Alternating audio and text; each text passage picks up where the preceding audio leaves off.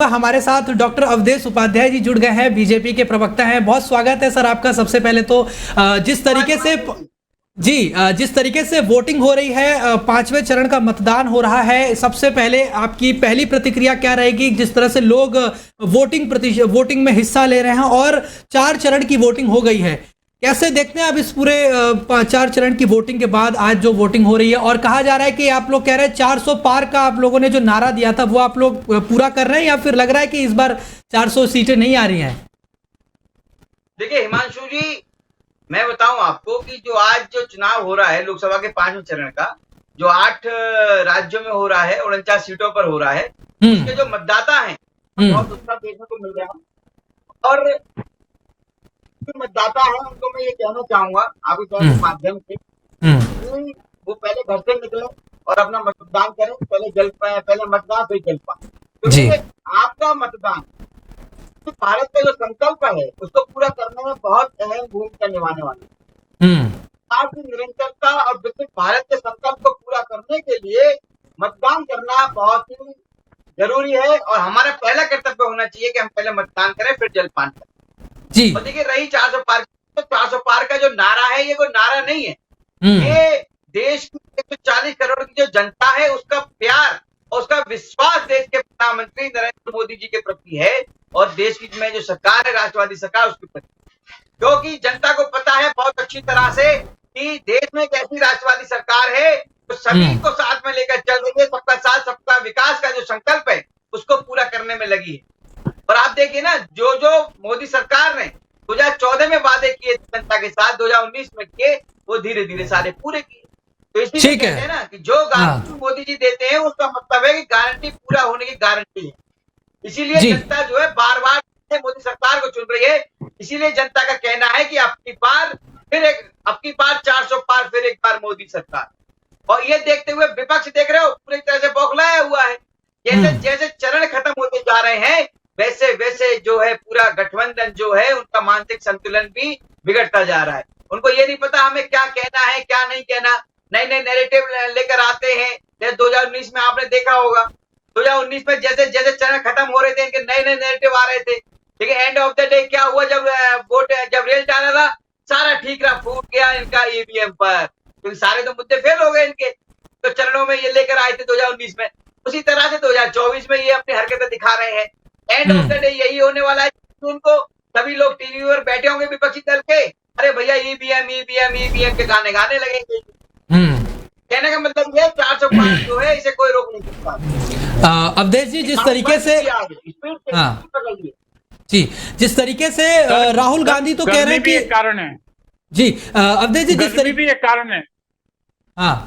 गर्मी कारण जरूर है, बिल्कुल आप ठीक कह रहे हैं। लेकिन जिस तरीके से अगर हम देखें इस पूरे वोटिंग को लेकर क्या आशुतोष जी बोलिए मानसिक संतुलन खोने का कारण कह रहा हूँ। गर्मी भी एक कारण है। आपको लगता है कि गर्मी की वजह से मतदान कम हो रहा है?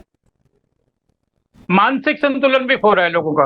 अच्छा, यानी कि गर्मी के चलते लोगों के दिमाग पे गर्मी चढ़ गई है। ये तो भारतीय जनता पार्टी की बात करेंगे, हमें तो एक निष्पक्ष बात करनी है। विपक्ष अगर मानसिक संतुलन खो रहे तो उसमें गर्मी का भी बहुत बड़ा रोल है। लेकिन मुझे बताइए कि जो बड़े बड़े दावे किए जा रहे हैं इस चुनाव में, बड़ी बड़ी बातें कही जा रही हैं, जनता आपको लगता है कि इन दावों में, इन बातों में आएगी? क्योंकि अगर मैनिफेस्टो की बात कर ले तो कांग्रेस ने अपना अलग मैनिफेस्टो जनता को बताया है, लेकिन वहीं आम आदमी पार्टी अलग मैनिफेस्टो 10 गारंटी बोल रही है। अभी प्रेस कॉन्फ्रेंस में जब मुख्यमंत्री अरविंद केजरीवाल ने कई बड़े वादे किए, तो ऐसे में लगता नहीं है कि कंफ्यूजन वाली स्थिति है कि इंडिया गठबंधन में अगर पूरा संगठन एक है तो अलग अलग मैनिफेस्टो क्यों? काश की पूरा का पूरा संगठन एक हो पाता, एक मैनिफेस्टो होता, एक नेता का चुनाव होता, बहुत अच्छा होता, लोकतंत्र के लिए बहुत ही अच्छा होता। अफसोस इसी बात का है कि ना एक हुए, ना एक मैनिफेस्टो हुआ, ना कोई एक नेता हुआ। तो जनता को सबसे बड़ा भारतीय जनता पार्टी के लिए जो फायदे की बात है कि जनता ये डिसाइड नहीं कर पा रही है अगर इंडी को वोट दें तो वो इंडी भारत को किस दिशा में लेके जाएगी और वो क्या कार्य करेगी। अगर उन्होंने कोई एक अपना उद्देश्य रखा होता, मैनिफेस्टो दिया होता, तो निश्चित रूप से मैं समझता हूं कि विपक्ष ने अपने पांव पे कुल्हाड़ी मारने का कार्य करा। एक तरफ तो शोर मचा दिया कि हम गठबंधन के साथ एक साथ आ रहे हैं, भारतीय जनता पार्टी को हराएंगे, भारतीय जनता पार्टी को हराएंगे। जनता ने बड़ा उत्साह दिखाया कि अच्छा है कि एक विपक्ष, सशक्त विपक्ष या विपक्ष दल सत्ता में आ रहा है, जनता की बड़ी उम्मीदें बंधी। लेकिन क्या हुआ, कुछ मीटिंगें करने के बाद ममता बहन अलग निकल गई, कांग्रेस के राहुल गांधी अलग निकल गए, नीतीश कुमार अलग निकल गए, अखिलेश यादव अलग निकल गए। तो जनता ने देखा कि चुनाव से पहले ये एक नहीं है, तो चुनाव के बाद क्या करेंगे। तो जनता के लिए बहुत बड़ा एक सोच का विषय बना। तो मैं समझता हूं कि विपक्ष ने अपने पांव पे सेल्फ गोल करके, अपना गोल करके अपनी टीम को हराने का कार्य कर रहे। जी अवधेश उपाध्याय जी हमारे साथ मानना है। हाँ, मैं एक बार अवधेश जी के पास चलता हूँ। अब की बार 400 पार का जो मोदी जी का नारा है, उनका नारा पूरा होता नजर आ रहा है। अच्छा, ठीक है अवधेश जी, अब बढ़ चढ़ करके चुनाव में पार्टिसिपेट करेगी और परसेंटेज ऑफ वोटिंग जो है अब आगे बढ़ती जाएगी जैसे जैसे समय पड़ रहा है। जी ठीक है सर, मैं अवधेश जी से जवाब ले लेता हूं, एक बार उनसे जवाब। ठीक है सर। जी अवधेश जी, जिस तरीके से आशुतोष जी कह रहे हैं कि विपक्षी गठबंधन में पहले से ही अलग थलग नजर आ रही है, अलग अलग मैनिफेस्टो जारी कर रहे हैं, और ममता बनर्जी कैसे अलग हो गई। पश्चिम बंगाल में आप देख रहे हैं कि अकेले ही चुनाव लड़ रही हैं, पंजाब में देख लीजिए आम आदमी पार्टी कांग्रेस एक दूसरे के खिलाफ है, यानी कि कंफ्यूजन वाली स्थिति दिखाई दे रही है, ऐसा उनका कहना है।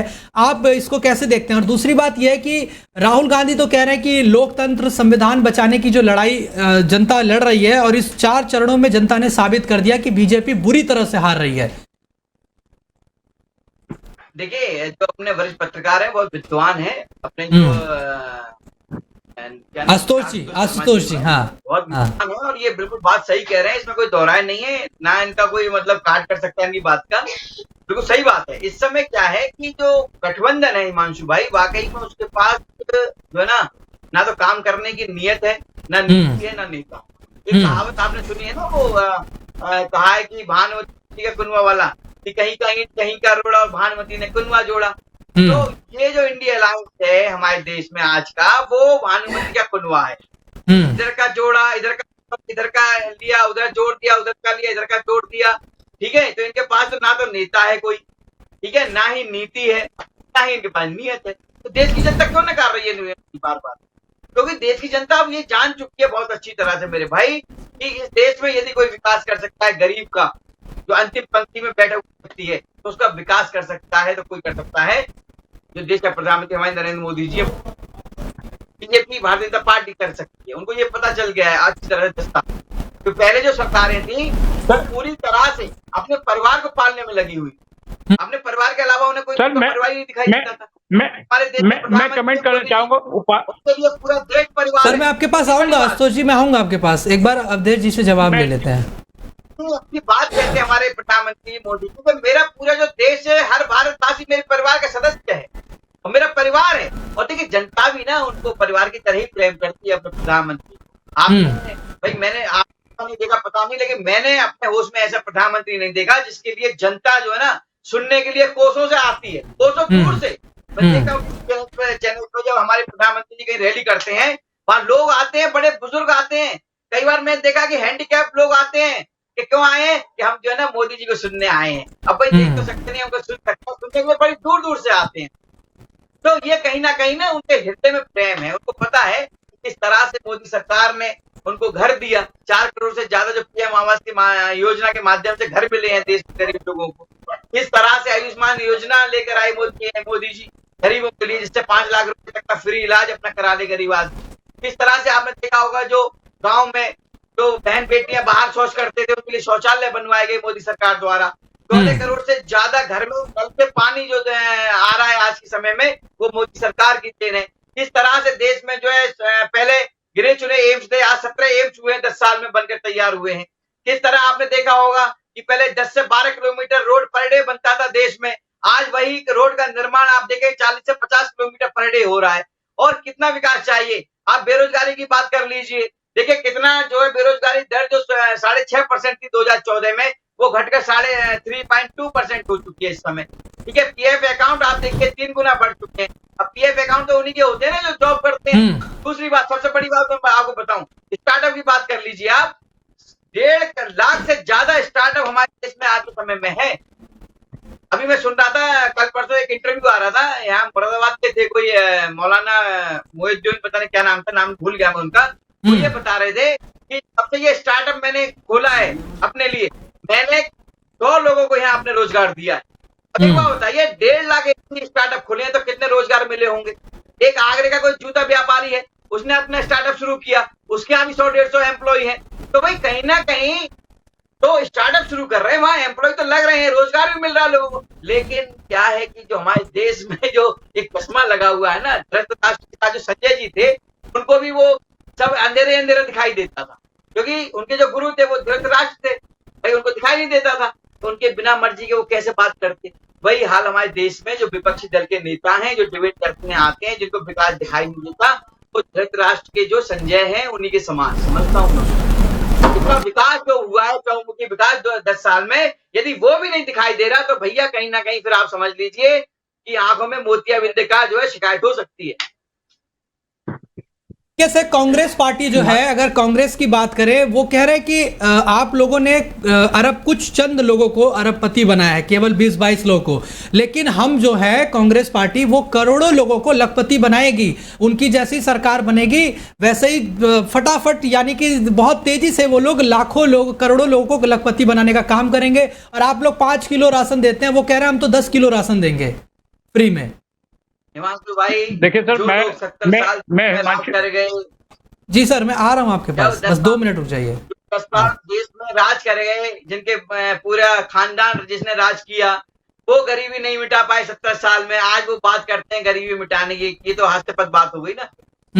बात करते हैं संविधान की, जिनकी सरकारें जब थी भाई संविधान को ताक पे रख दिया गया था। आप देखिए किस तरह से 84 में दंगे हुए, तब किसी को संविधान लोकतंत्र नजर नहीं आया। किस तरह से आप देखिए 1990 में कश्मीर से ब्राह्मणों को भगा दिया गया, ब्राह्मण बहन बेटियों के साथ वहां अभद्र व्यवहार किया गया, उनके जेवर छीन लिए गए, मंगलसूत्र छीन लिए गए, तब किसी को लोकतंत्र नजर नहीं आया, संविधान नजर नहीं आया। आप ये देखिए अलीगढ़ मुस्लिम विश्वविद्यालय, जामिया विश्वविद्यालय में से जो SC ST OBC का आरक्षण खत्म कर दिया गया, तब किसी को संविधान नजर नहीं आया, लोकतंत्र नजर नहीं आया है। आज कहते हैं जब 10 साल में 14 से 24 में हम आ गए, अब इन 10 साल में देश के प्रधानमंत्री नरेंद्र मोदी जी के नेतृत्व में हमारा देश विश्व पटल पर नए कीर्तिमान स्थापित कर रहा है, तो कहते हैं कि संविधान खतरे में है, लोकतंत्र खतरे में है। तो मैं वही कह रहा हूं ना हिमांशु जी, जिनको विकास नहीं दिखाई दे रहा है देश में, जो ये कह रहे हैं कि संविधान खतरे में, लोकतंत्र खतरे में है, उनकी आंखों में जरूर कहीं ना कहीं मोतियाबिंद की शिकायत हो सकती है। उनको दिखाने की आवश्यकता है किसी अच्छे ENT के साथ।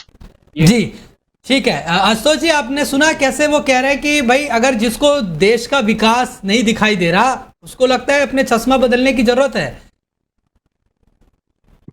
देखिए हिमांशु जी, भारतीय जनता पार्टी के प्रवक्ता हैं, भारतीय जनता पार्टी की बात करेंगे। पहले तो मैं इनकी एक बात से सहमत नहीं हूँ।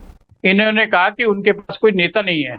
मैं कह रहा हूँ उनके पास 28 पार्टी 28 नेता है, और आप केवल एक नेता के नेतृत्व में चल रहे हैं, इसलिए आप आगे बढ़ रहे हैं। ठीक है, तो पहले तो मैं इनकी इस बात से असहमत हूँ। इस बात को ये वापस ले, राष्ट्रीय चैनल पे आप जैसे चैनल के माध्यम से इतनी बड़ी बात कर रहे हैं, ऐसी बात नहीं कहनी चाहिए। नेता नहीं है, आप बताइए कौन नेता नहीं है 28 पार्टियों में? सारे के सारे एक से एक बढ़ के नेता है, और आप केवल एक नेता के नेतृत्व में चल रहे हैं। मैं इस बात से सहमत हूँ। दूसरी बात, अब आप बताइए, वहां पर यदि मान लो प्रधानमंत्री बनने की होड़ लगे, कौन बनेगा? मारपीट होगी, सिर फूटेंगे। अरे साहब 28 प्रधानमंत्री बनेंगे, उपाध्याय जी 28 प्रधानमंत्री बनेंगे, कुछ कुछ दिन के लिए बनेंगे। आप ये मत कहिए कि नेता नहीं है। सही है, सही है, सही है शर्मा जी, सही है कह रहे हो।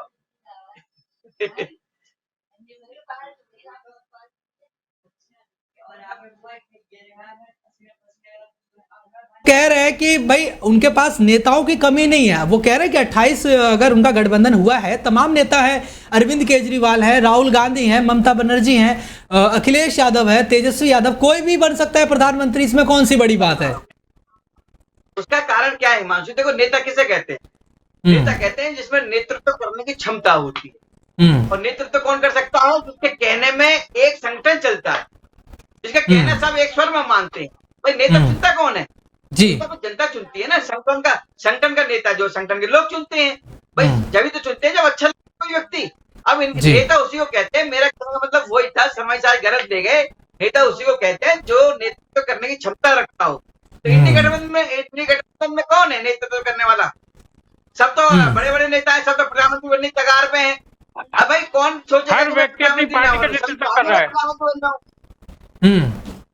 हर व्यक्ति अपनी पार्टी का नेतृत्व कर रहा है और कुछ दिन के लिए प्रधानमंत्री रहेंगे 28 पार्टियों के नेता। 5 वर्ष 60 महीने में 28 पार्टियां आपस में डिवाइड कर लेंगी, इसमें क्या बात है? तो आप ये मत कहिए कि नेता नहीं है, नेता बहुत है उनके पास। और सारे नेता सबसे बड़ा दुर्भाग्य है इंडी गठबंधन का कि काश कि वो एक व्यक्ति को चुन पाते और एक अपने लिए भारत का कोई नीति, कुछ अपनी योजना, कुछ आगे का वो योजना लेकर के आते हैं कि भाई सत्ता में आने के बाद भारत को इस दिशा पे अग्रसर करेंगे।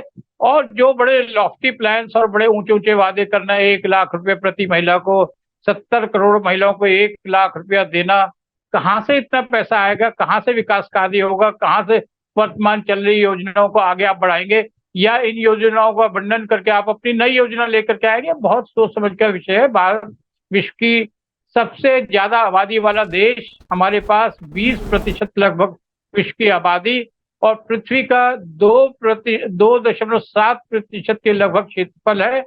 हमारे देश की समस्या अलग है। चाइना की समस्या, चाइना और भारत को मिला दें तो लगभग विश्व की आबादी का 38% आबादी इन 2 देशों में निवास करती है। चाइना का क्षेत्रफल हमारे से लगभग 2.5 से 3 गुना ज्यादा है। भारत में पिछले मोदी जी ने कहा 25 करोड़ लोगों को गरीबी की रेखा से ऊपर लाया गया है। अब आप कह रहे हैं गरीबी की रेखा से ऊपर लाया गया, विपक्ष को तो नहीं दिखाई दे रहा। आपने तो बड़ा आसानी से कह दिया चश्मा बदलना चाहिए। आपने अच्छा चश्मा लगा रखा है, आपको अच्छा दिखाई दे रहा है, उनको ब्लर दिखाई दे रहा है। मैंने भी चश्मा लगा रखा है लेकिन मेरा चश्मा ठीक नहीं है, टेस्ट करा के बदलवा लूंगा जल्दी, कोई ऐसी बात नहीं। लेकिन अगर आपसे तो मैंने कुछ कहा ही नहीं, आपने देखिए आपको तो मैंने तारीफ की शुरू में कि आप बहुत ही बुद्धिमान व्यक्ति हैं और मतलब चश्मा आपका बहुत अच्छा लगा हुआ है। आपको तो सीखने को मिलता है, आपको सीखने को मिलता है। आपका जो चीजें होती है, आप जो बोलते हैं उससे हमें ज्ञान मिलता है, हमें सीखने को मिलता है। आप बुद्धिमान हैं, इसमें कोई दोहराई नहीं है। आप जो कहते हैं बिल्कुल 100% सही बात होती है। कई चैनलों में मैं सिर्फ ये कह रहा हूँ जी, मैं एक सिर्फ निष्पक्ष रूप से ये कह रहा हूँ कि आप अपनी पार्टी का वो कर रहे हैं, ठीक, बहुत अच्छी बात है। मैं निष्पक्ष रूप से कह रहा हूँ कि मोदी जी ने कहा 25 करोड़ लोगों को गरीबी की रेखा से ऊपर लाया गया। अब जनता को दिखाई नहीं दे रहा, लेकिन जनता अगर ये देखे कि प्रति वर्ष हम जितनी पूरे ऑस्ट्रेलिया की आबादी है, इतने बच्चे भारत की आबादी में हर वर्ष बढ़ रहे हैं, यानी कि 2.65 से 70 लाख बच्चों का भारत की एग्जिस्टिंग आबादी में हर साल एडिशन हो रहा है। तो यानी कि में हमने 27 से 30 करोड़ के करीब हमने संख्या बढ़ा दी है। तो 25 करोड़ जो गरीबी की रेखा से ऊपर आए वो जनता को नहीं दिखाई दे रहा। मैं दिल्ली में पैदा हुआ, दिल्ली में बड़ा हुआ। आज से 25 साल पहले दिल्ली में ट्रांसपोर्ट की व्यवस्था बहुत खराब थी। आज मेट्रो में लगभग 1 करोड़ के करीब यात्री यात्रा करते हैं और सड़क पर व्यवस्था वैसी की वैसी है। तो जनता को वो किया हुआ अच्छा कार्य किया हुआ दिखाई नहीं दे रहा। अच्छा, यानी कि लोग अगर मेट्रो से उतर के सड़क पे आ जाए तो सड़क पे क्या हाल होगा? ठीक है, मतलब आप ये कहना चाह रहे हैं कि जिस तरीके से जनसंख्या बढ़ रही है, इसी वजह से लोगों का अगर कोई गरीबी रेखा से ऊपर उठ रहा है या जिसका विकास हो भी रहा है तो वो दिखाई नहीं दे रहा, क्योंकि हर दिन नए नए बच्चे जन्म ले रहे हैं। जनता को नहीं दिखाई दे रहा। दिल्ली की आबादी आज 3 करोड़ के पार हो गई है। 2000 व्यक्ति प्रतिदिन दिल्ली में बाहर से आके बस रहा है। मेरे घर का साइज एक ही है, हम 4 लोग हैं। 4 से 1 साल के बाद एक व्यक्ति आ गया, दूसरे साल एक और व्यक्ति आ गया, तो घर तो छोटा हो गई होगा। तो संसाधन, जो हमारे साधन है वो दिखाई नहीं दे रहे। जो हमारा विकास कार्य है उसके लिए हमें कानून में कुछ फेरबदल करने की नितांत आवश्यकता है। ठीक। अगर हम बदलाव नहीं करेंगे तो देश को विकास का कार्य दिखाई नहीं देगा और जो व्यवस्था हम 5वीं से 30वीं अर्थव्यवस्था की तरफ अग्रसर हो रहे हैं, जिन कार्यों में हमारा विकास कार्य हो रहा है